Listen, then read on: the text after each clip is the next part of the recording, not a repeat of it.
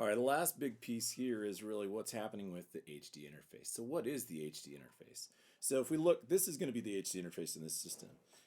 Traditionally, when we looked at all of the other options before, all of those other pieces were relying specifically on the computer system to be able to do the job.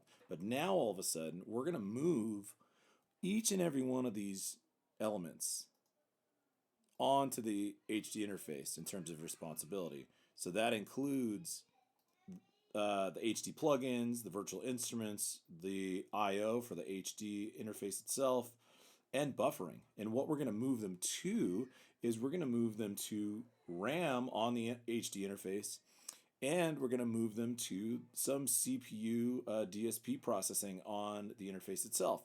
And so multiple chipsets are designed on the HD interfaces to be able to do that job.